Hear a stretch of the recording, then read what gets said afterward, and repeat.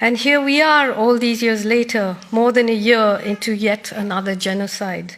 The US and Israel's unflinching and ongoing televised genocide in Gaza and now Lebanon in defense of a colonial occupation and an apartheid state. Like every state that has carried out ethnic cleansing and genocide in history, Zionists in Israel, who believe themselves to be the chosen people, began by dehumanizing Palestinians before driving them off their land and murdering them. Prime Minister Menachem Begin called Palestinians two-legged beasts. Yitzhak Rabin called them grasshoppers who could be crushed.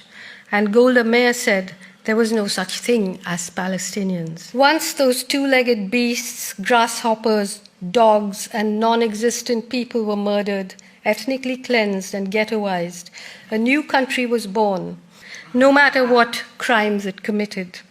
It grew up like a protected child in a wealthy home whose parents smile proudly as it commits atrocity upon atrocity. No wonder today it feels free to boast openly about committing genocide. No wonder Israeli soldiers seem to have lost all sense of decency. No wonder they flood the social media with depraved videos. Who are these people? What can possibly justify what Israel is doing? Israel is not fighting a war of self-defense. It is fighting a war of aggression, a war to occupy more territory, to strengthen its apartheid apparatus, and tighten its control on Palestinian people and the region.